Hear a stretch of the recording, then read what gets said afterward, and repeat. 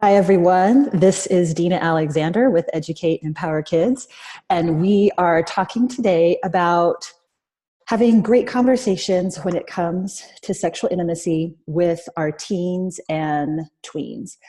And the reason why I'm including this younger group is that because our kids are being exposed to so many things at such a young age, we've got to start talking. And this is also an important topic for me. I talk about sex all the time. In fact, I was recently accused of bringing sex into every conversation, which I thought was hilarious. But don't worry, it wasn't said to my face. It was said at book club. So I thought, again, that's hilarious. But I do talk about sex a lot because it is so important. And again, with our kids receiving so many messages when it comes to pornography, when it comes to media, we have got to give them other messages about how positive and how amazing sex really is. So what kind of messages are our kids hearing? What are some of the things that we need to be aware of before we begin these conversations or as we are having these conversations? What are those things that we need to know about? Well, I'm sure you know that our kids live in a very R-rated world, to say the least, at middle school and in high school. And that is where I'm directing this conversation today. My kids tell me numerous stories. Recently, when I did that Predator webinar a couple months ago, I had my 15-year-old son edit it. And he let me know that, a boy in his class who had shown him nudes from his girlfriend, and he had asked, well, how do you do that? Or why are you doing that? And everything he said, as my son told me, he was like, Mom, it was like everything you said in that webinar about predators. He was like, that's what he does. He grooms them. So even at that young age, our kids are learning, unfortunately, to be groomed by other kids. So that's one reason why we need to be really savvy about what we're going to share.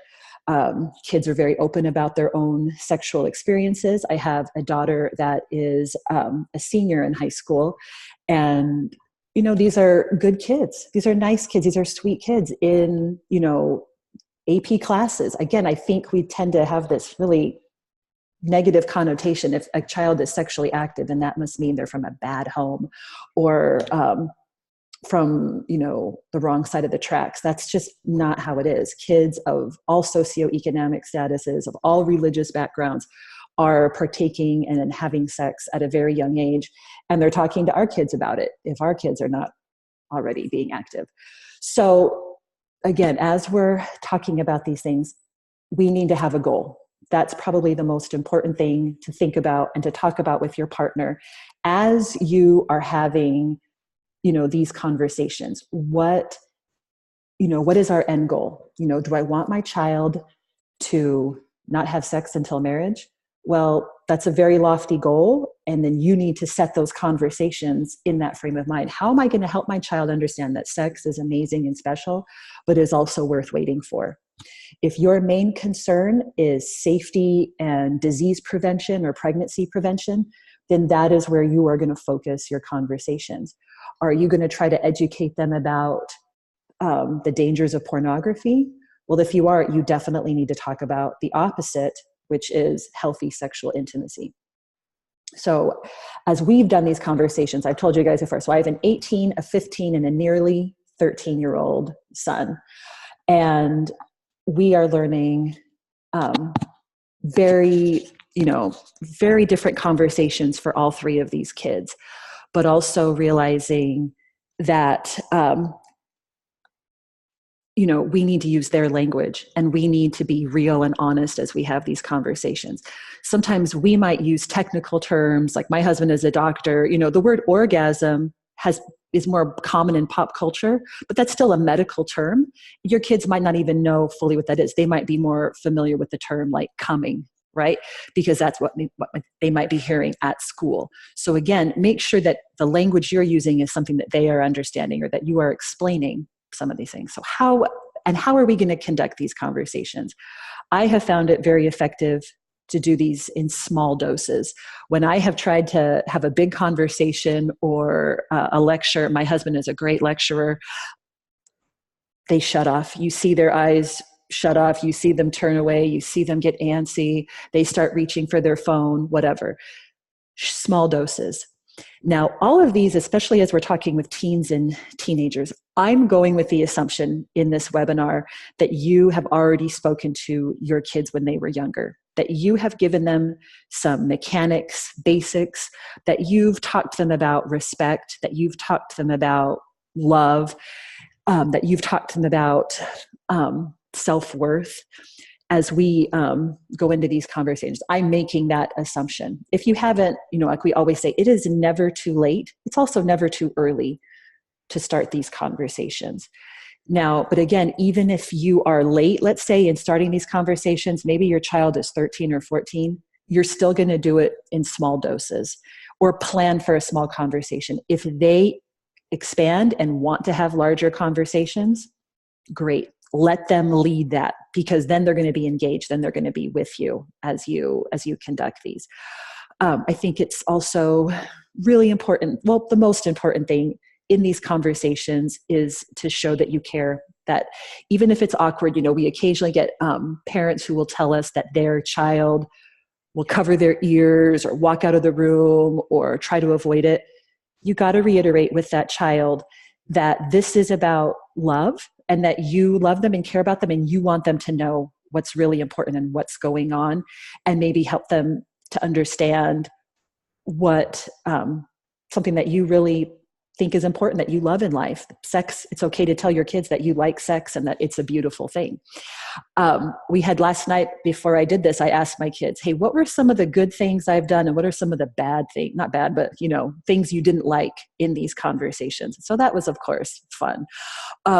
My kids, they said that they appreciated that I was so open and that I basically told them information before they got the wrong information from school friends, which I wasn't anticipating that being one of the things. I have, of course, talked about these topics with my kids for years, but I didn't know that that would be one of the good positive things, that they were glad to have heard what I had to say, so that when their friends gave them a false or misleading representation of something, that they had a good understanding. They did say that sometimes I shared too much information, especially when it came to talking about the dangers of pornography. We'll get to that in a minute. And so that was something that they said that before they had seen anything, that some of the stuff I had said had maybe freaked them out a little bit. So again, we all make mistakes, and again, we just do our best. There's no perfect way to do this, I'm sure you have realized. Now, when are we going to have these conversations? Are we going to sit down? Is this going to be family night? Are we only going to talk about this on Sunday? When are we going to do that? For my family, the best time is dinner time. That is when our big conversations go. That's when our kids tell us about their day, when we ask deeper questions, when we do our any family business. That's when we do it. Now, when they were younger, it used to be at bedtime. That was when they were much more open and willing to talk. But again, figure out what that good time is in your family and what really works. It's important to respond positively to their questions. Now, you're going to get questions that you're not prepared for. You're going to get questions that make you uncomfortable. That's okay. And it's okay to say, I don't know the answer to that, or let me think about that. Some of the questions that I was not prepared for, I'll tell you, because I think all of them were funny, or the experience was interesting. When my son, at the time he was 9 or maybe even 8, asked me what oral sex was. Then later on, when we did explain, not later on, but that same day when we explained it to him, he asked, what other types of sex are there? So we explained what anal sex was to him and his 12-year-old brother at the time. And yes, of course, they were like totally shocked. Another thing I wasn't expecting was, after we had discussed some of the mechanics of sex, one of my kids asked wanted more in-depth information on clitoral stimulation. Again, I wasn't prepared for that question, but I answered it, to the best of my ability. And I think I did a pretty good job. What else have I been surprised at? I can't think what else, but there's been lots of things that I was not ready for. And it's okay to say, oh, I know. When one of them asked, how often do you and dad have sex? That was one where we were like, we're not going to tell you that. Honestly, it would gross you out more than you want to know. So again, you're going to have questions, and it's okay to say, I'm not comfortable sharing that yet. Or, that's really not your business, but but redirecting, or let me tell you something else that I think is really important. So, because I am a believer in sharing personal stories. Now, I'm not talking about sharing personal, like, sexual experiences with your kids, but the question that we get a lot from parents is, especially if they are, a Christian or they're a church-going person, they want to know if they should tell their kids about a sexual transgression or something that they did as a teenager that they were ashamed of.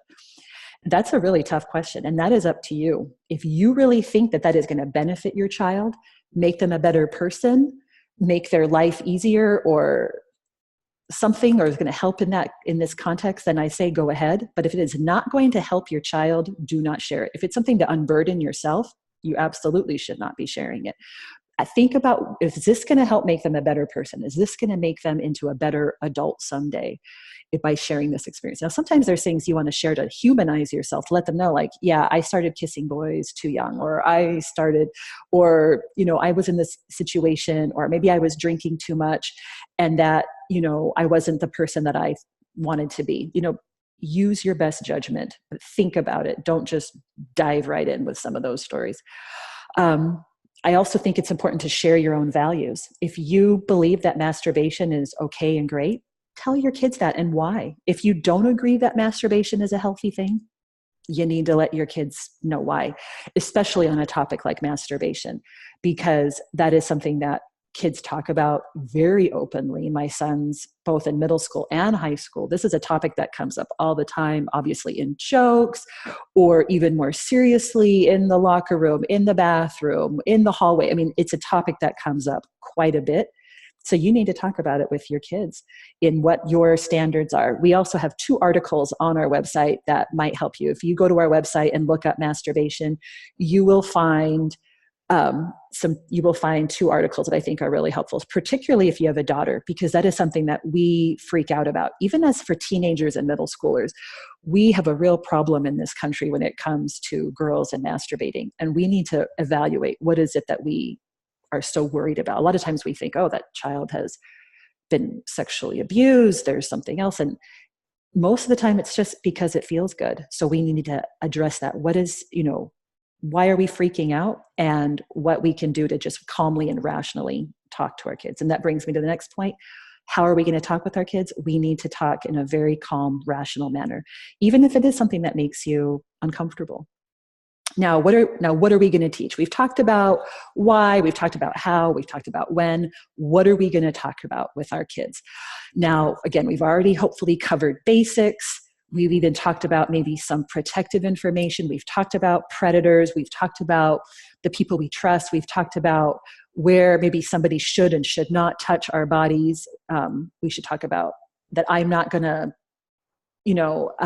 let somebody touch me, or what I can do if somebody has touched me inappropriately. What can I do about that? Whether that's at school, at church, at home, in our, among babysitters or relatives. We've hopefully have already had that basic conversation. If you haven't, that's today. You need to do that today.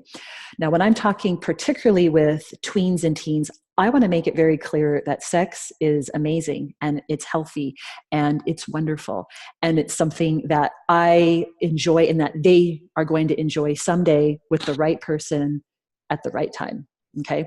Now, that again is based on, that's a value conversation. So you're letting your kids know what you think. Do you believe that sex belongs in a committed relationship?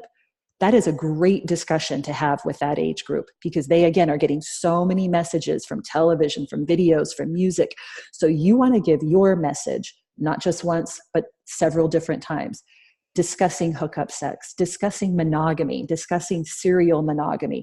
These are great, interesting discussions to talk about some of your life experience or what you've seen from friends, from family members, how this lifestyle has worked out. Maybe your way of doing things hasn't been as great as you had hoped.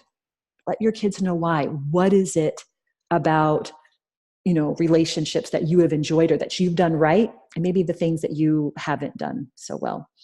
Now, it's also important to talk about the positive and negative aspects of sex. So maybe you're going to talk about the double standard. Now it's 2019. There is still a very strong double standard out there. This week I've been doing some research. Every year Pornhub releases its data from the past year of what were the up and coming titles, what were some of the things that were popular in the last year. And it's usually sad and it's usually slightly depressing for me anyways. But that is a way for me to gauge what is happening. Like, it's been important for me to see that, unfortunately, that small, steady incline and increase of girls watching pornography. But again, even in the statistics and seeing, you can see this very big, ridiculous double standard of what goes on in pornography, what is expected from women, and what happens when a young woman does start having sex. There's still definitely that double standard for a girl who sends a nude photo. There's really no punishment. There's nothing socially awkward or upsetting for people when a boy has asked for these photos, but we freak out if a girl gives these photos. That, again, is a great discussion to have. That can be a small dose, and then hearing what your kids have to say to make it a really rich conversation of, why do we still have these double standards? Why do we still subject girls to slut shaming when boys are doing just as much or worse, right? So why, that's a great conversation. Now, we've had predator conversations with younger kids, but again, we tend to forget to have this conversation with older kids. Peer-on-peer sexual abuse is way up from the times when you and I were kids. And again, I think that's totally related to pornography, for normalizing, forcing a girl, even forcing younger boys. That's a theme I've seen even with, shown out in gay porn. That is a total theme, to force yourself to push boundaries constantly with members of the same sex and members of the opposite sex. Very much out there. No means yes, etc. So we, again, have got to combat that message and talk about, what do we do, or what might that look like at school? Somebody touching us inappropriately, somebody saying something inappropriate, something even sending, a boy sending a picture of his penis. Why would he do that? Okay, that is sexual harassment, in my opinion. He's not doing that to turn on a girl. Okay, he's doing that to upset a girl. Why would that happen? Again, great conversation about what we can do when there's peer-to-peer grooming, peer-to-peer predators. Great conversation.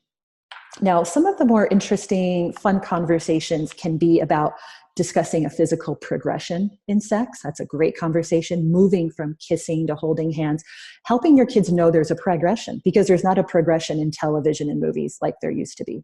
Talking about boundaries, healthy boundaries, talking about body image and how our self-worth, and sometimes when we are feeling not so great about ourselves, how we might be more susceptible to having sex randomly or in a hookup situation.